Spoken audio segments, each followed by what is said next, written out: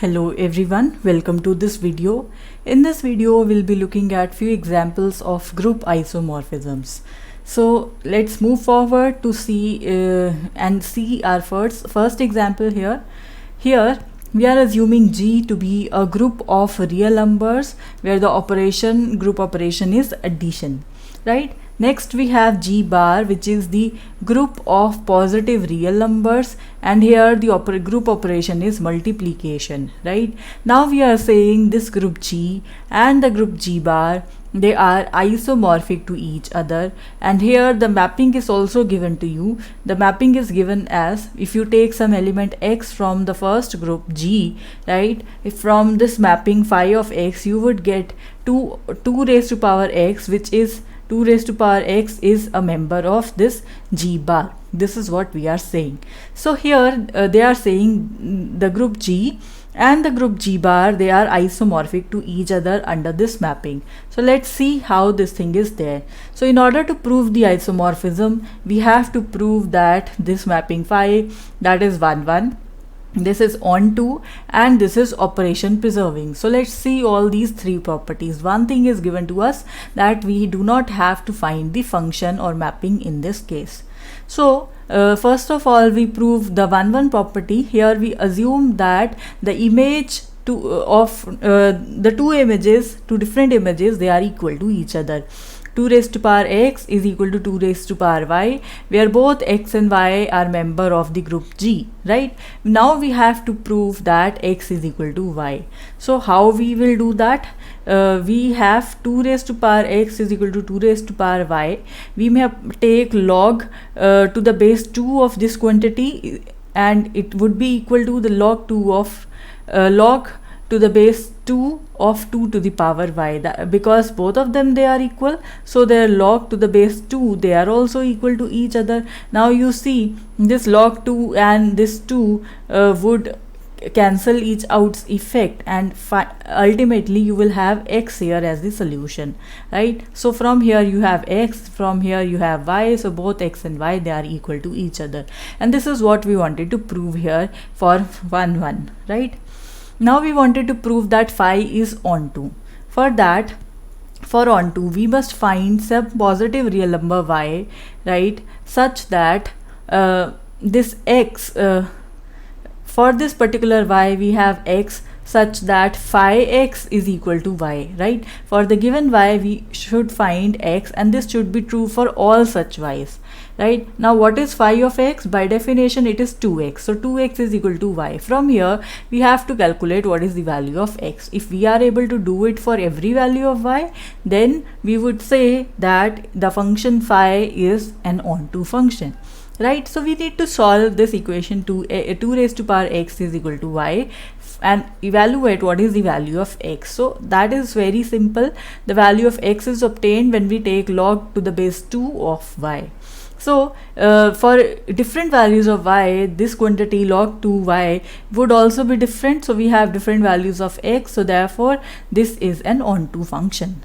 Now the next property that we need to prove is operation preserving property. So here we wanted to prove that. Now notice that in the first group here, we have addition as the operation, and in the second group we have multiplication as the operation. So therefore here when we take elements of the group G, we are applying the operation of addition onto it, right? And when we are taking the elements phi of x and phi of y from G bar, right, now we are applying this multiplication property to it. So in order to show the order preserving property, we need to prove that phi of x plus y is equal to phi of x multiplied with phi of y. So let's take the left hand side here, phi of x plus y.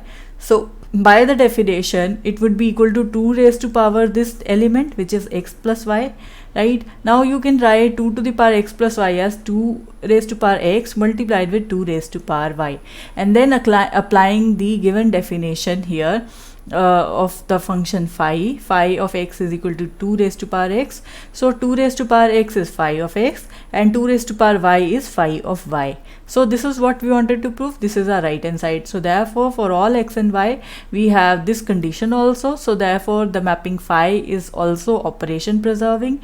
Now it is operation preserving, it is onto, and it is 1 1, so therefore it forms an isomorphism. So therefore we may say the group G is isomorphic to the group G bar under the operation of addition and multiplication respectively, right? So this forms our first example. For the next example, let's move forward and look at the example here. We know for any finite cyclic group A, right, which is generated by A and it is having order n, we say this is isomorphic to z to the power n, right? We saw this thing in the previous video when I was introducing to you the concept of isomorphism. So any finite cyclic group, so that means the group elements would be of this form: a to the power 1, a to the power 2, a to the power 3, and so on, and they would be finite in number. So that means after certain number they would start repeating themselves, say a to the power k, right? So we are talking about a finite cyclic group which is generated by A. It is having order n, so here it would be a raised to power n, right? Okay, so this group is isomorphic to the group of integers modulo n, right, under the operation of addition, right? So how this is so? We have the mapping in this case, which we denote again by phi. It takes the finite cyclic group to the integers modulo n under addition group, right? And the mapping is defined by defining phi onto a to the power k, where a to the power k is a member of this finite cyclic group, right? And it is giving us the result as k when we take it mod n, right?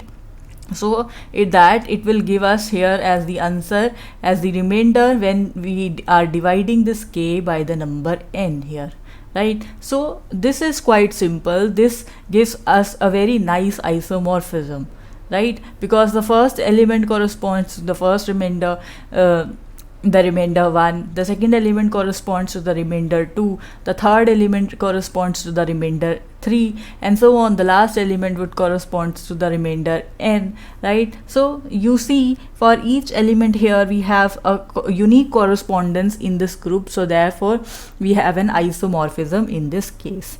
So you can treat this as an exercise to prove that this function is 1 1 onto an operation preserving. In a similar manner, we can see infinite cyclic group, right? This group is isomorphic to the group of integers under addition. So in this case, we are not restricting our elements by taking addition modulo n because we have infinite elements in this case. So therefore, any group which is infinite cyclic group, it is isomorphic to the group of integers under addition, right? So they are isomorphic to each other. Moreover, this element A forms the generator of the group. If that is so, then we can define a mapping again by phi, right, taking the first element from this infinite cyclic group. Because its generator is A, so all the elements here would be a to the power something. So let's take a to the power k. When we apply phi onto it, it will just give us k, which is what? Which is basically a integer, right? So therefore this mapping is again 1 1 onto, it is again 1 1 onto an operation preserving. So therefore it forms an isomorphism. So I hope you understood these two examples well. That is it for this video. Thank you for watching.